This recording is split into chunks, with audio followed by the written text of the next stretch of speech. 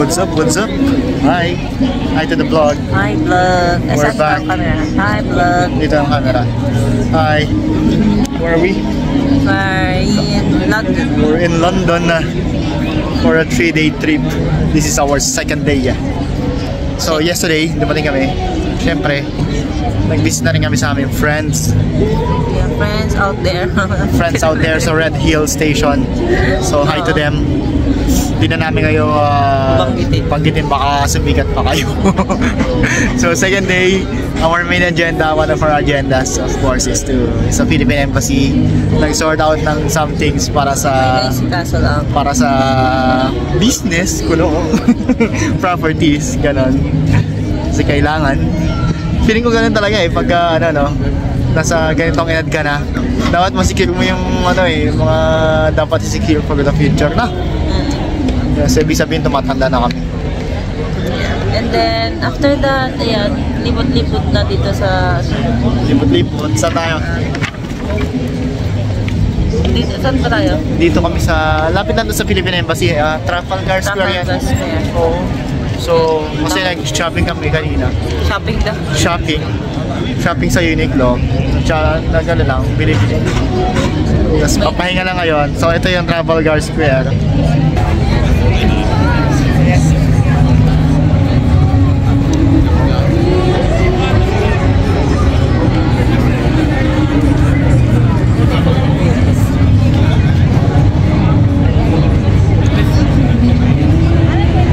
Daming tao, di ba? Daming tayo.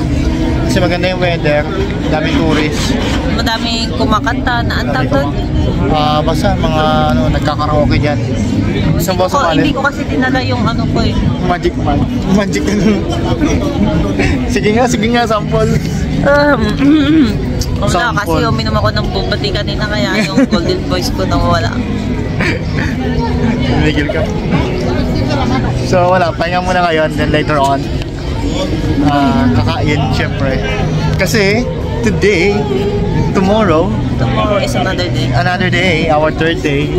And nasiisipan din namin na mag-London actually kasi it is our 100th month together since magjowa. Since April 21. So it's worth celebrating. Syempre, it's a milestone for the both of us. Yeah. Since April 21, 2016, grabe. So ilang years na kami? 8 years. And 8 years yan ilan? Mag-compute ka. Nag-iisip siya. Nagbibilang pa siya. 8 years and 5 months, so 100 months us together. 8 years and 5 months, 8 years and 6 months. No? Grabe. 100 months. 24, 36, 48, 60. 72, 84. 96. 4 months. 8 years. Kasi kanina yung 2 months extra. So 8 years and 4 months. Grabe, best in math talaga to. Ganyan yung mag-compute ang pera. Magaling niya, magaling. Pero grabe. 8 years and 4 months. Where have you been? Have you been? Hindi, grabe no?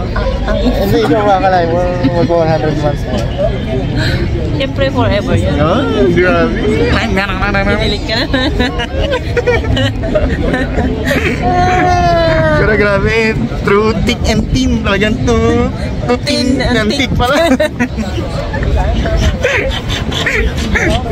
Una pagkapayat. Gusto nyo ba makita yung pictures namin? Sige, papakita ko yung mga pictures namin from 2016, 2017, 2018 until 2024. Grabe. Sandaang buwan. Uy, may pakanta pa sa likod.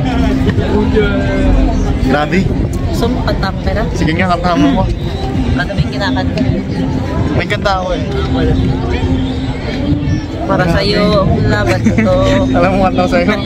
Ikaw na nga ang hinahanap ng puso. Sa piling mo'y nagkatotoo. Wala na. Sige na. Yan lang, sige mamaya mag-celebrate kami ng 100 months na rin namin. So, Saan kami magsa-celebrate sa Jollibee?